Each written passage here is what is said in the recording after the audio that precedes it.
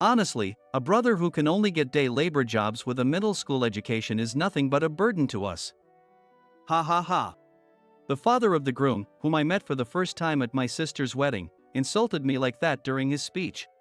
If this continues, my sister's big day will turn into a sad memory.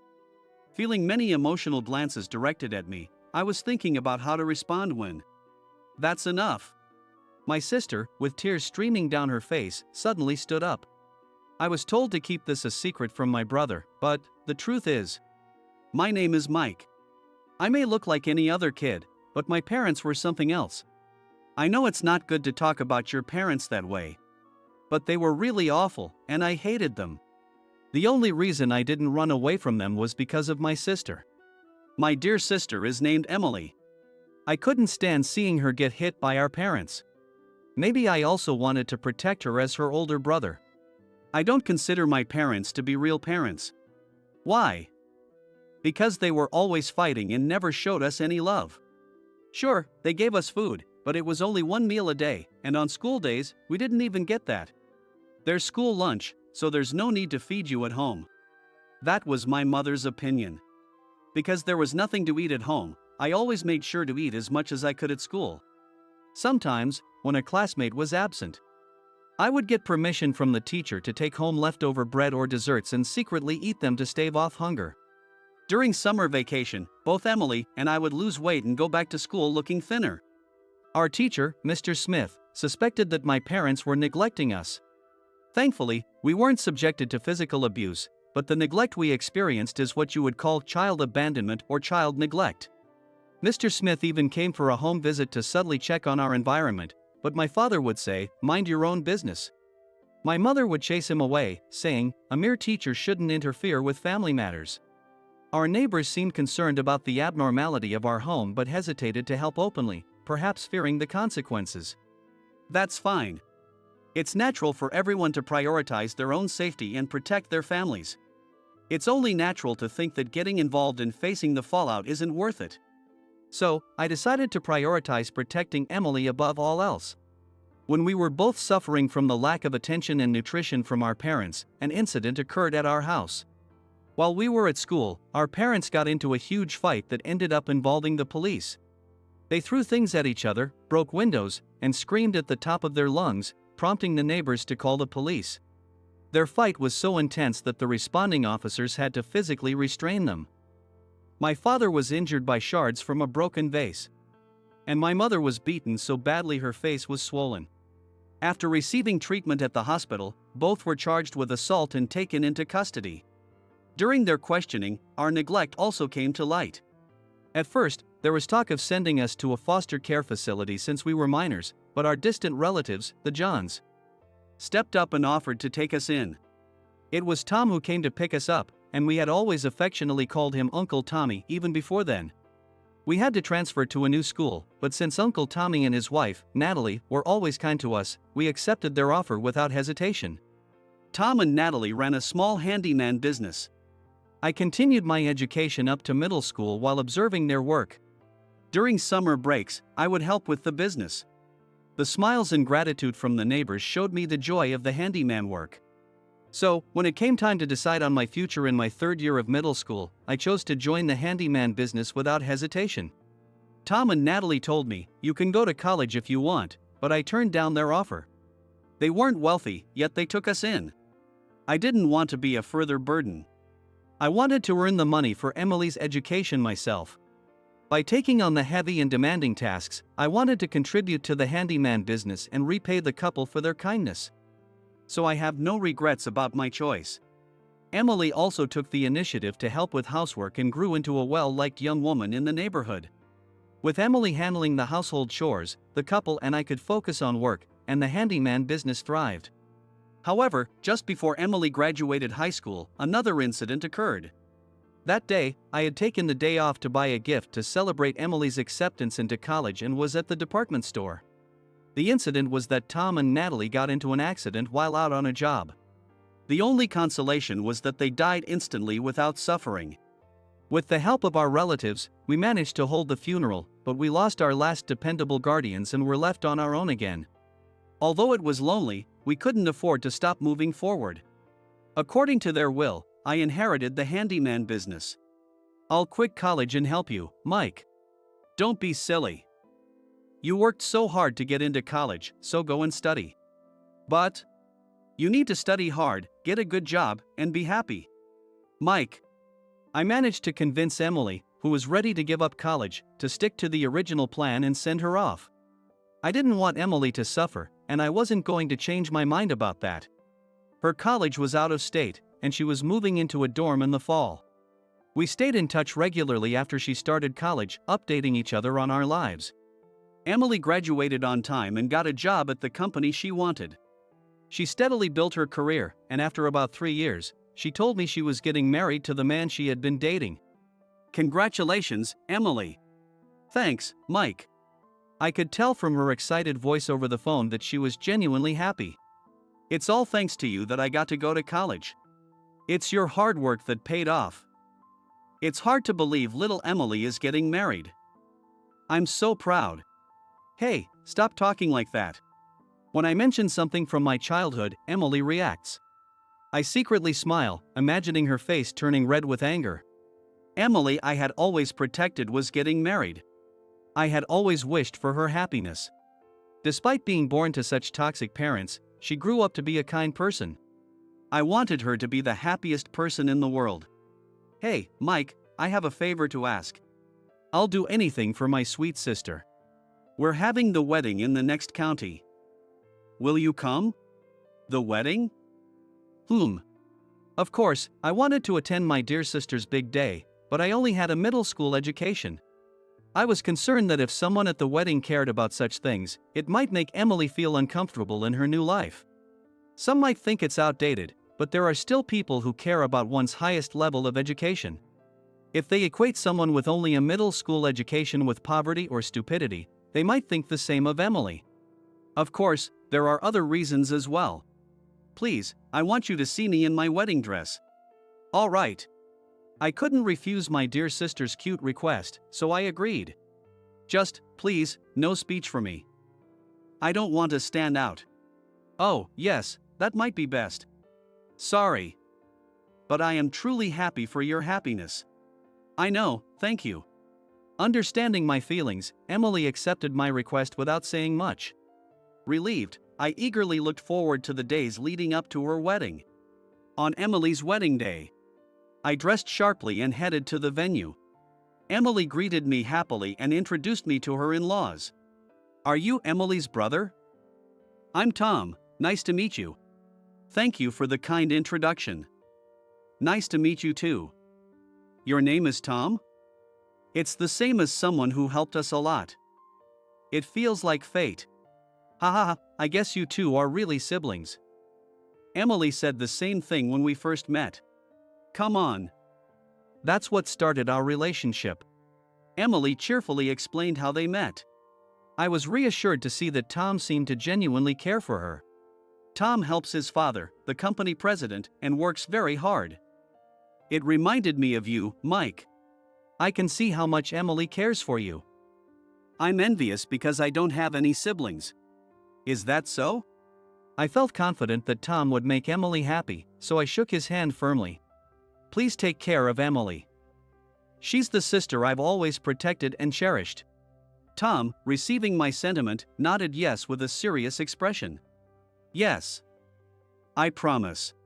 His strong words reassured me, and I felt a weight lift from my shoulders. So, I found out that Tom is a serious and kind person. Next, it was time to meet Tom's parents. I wondered what kind of people they would be as we headed for the introductions. This is my father-in-law, and my mother-in-law is over there talking to a guest. John, this is my brother. Nice to meet you, I'm Mike, Emily's brother. I'm John, Tom's father. His haughty demeanor matched that of a company president. Emily had explained that John was an old-fashioned man who had built his company from the ground up. I could understand why he couldn't afford to be lenient. So, what kind of work do you do? What's your highest level of education? I had expected this question, so I wasn't surprised, though the directness was a bit much. Emily looked worried, but I smiled and answered calmly. I run a handyman business. My highest level of education is middle school. What? I have no regrets about my life choices. I take pride in my work as a handyman. There is nothing to be ashamed of. A handyman? Isn't that just day labor? When he said that with a completely exasperated look, I thought, oh, he's the type who cares about academic background. The ceremony felt more like a party hosted by the groom's family than a wedding.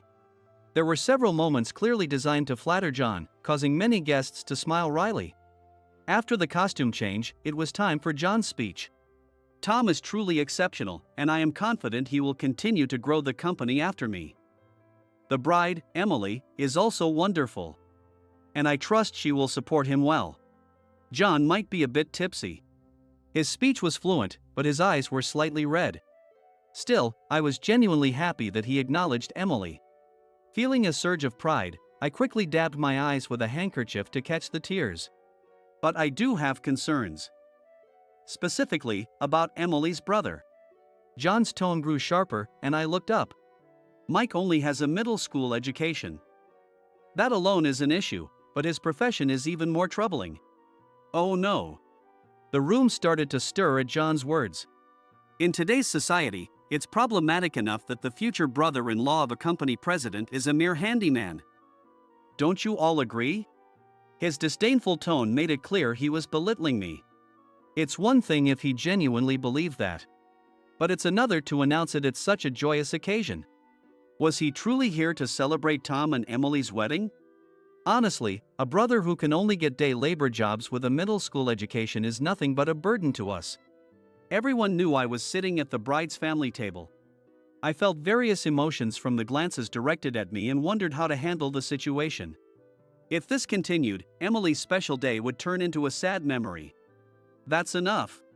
Just as I was contemplating my next move, Emily's shout cut through the tension.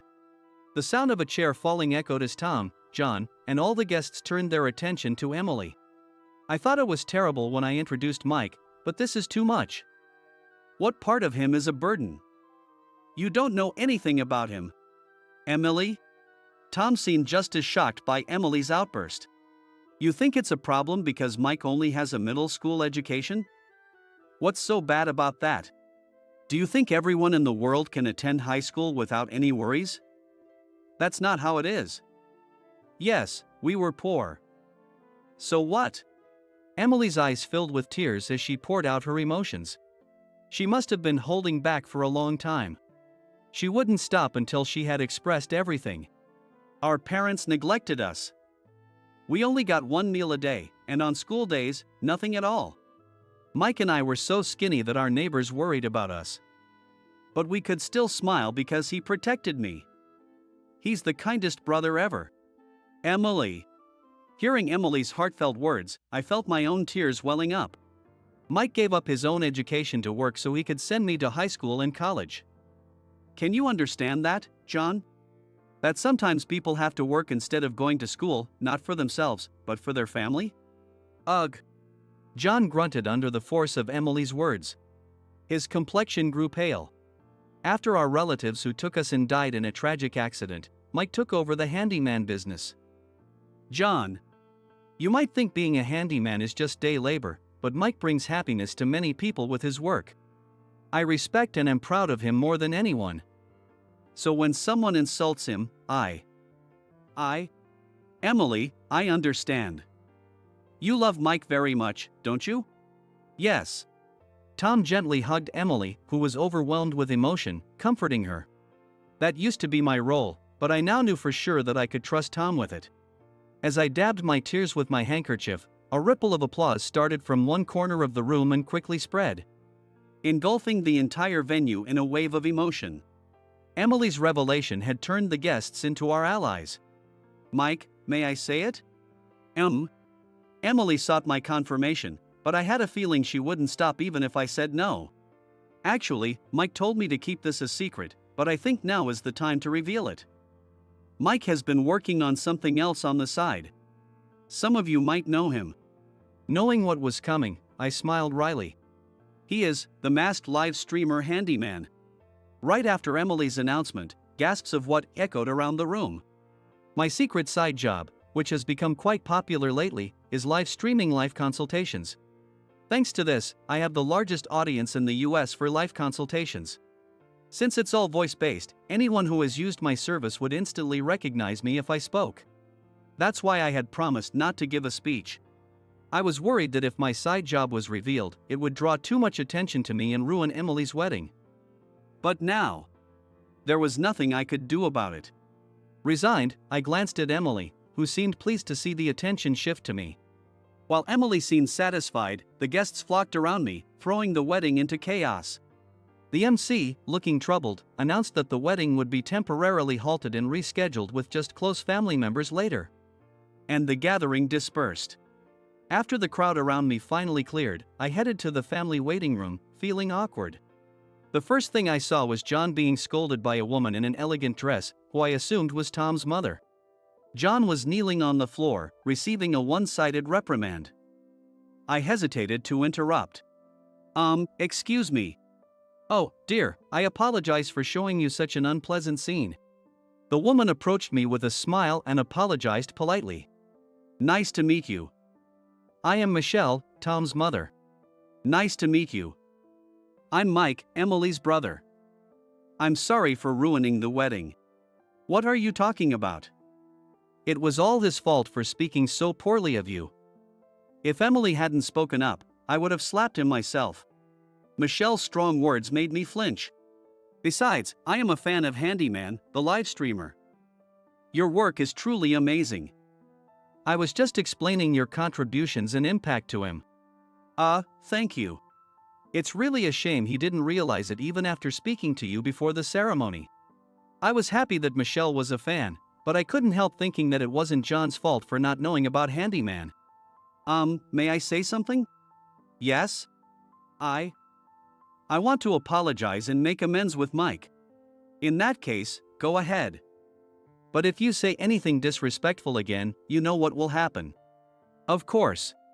With Michelle's permission, John stood before me. His knees were slightly shaking, probably from kneeling on the floor. I'm sorry for earlier. Even though I didn't know what you do, it was inappropriate to say those things in front of everyone. He apologized deeply. Emily also told me about how much you've sacrificed and worked hard. I couldn't do what you did. I respect you for that. I am proud to have you as part of our family. Please, forgive my foolishness? Yes. I look forward to being family with you. I shook his outstretched hand, and we reconciled. Later, in a peaceful atmosphere, we held another wedding ceremony for the bride and groom, which went off without a hitch. Since then, John not only doted on Emily like his own daughter but also took a liking to me. Recently, he even introduced me to a woman from his company. He recommended me highly for my character and work ethic, leading to a relationship that blossomed into love. I, who had never had time for romance due to work and taking care of Emily, experienced love for the first time. We continued our relationship smoothly, and this fall, we will be getting married. When I told Emily, she cried tears of joy. Despite our awful parents, Emily and I have both found happiness. I hope to continue creating opportunities for our family to gather and make our happiness even greater.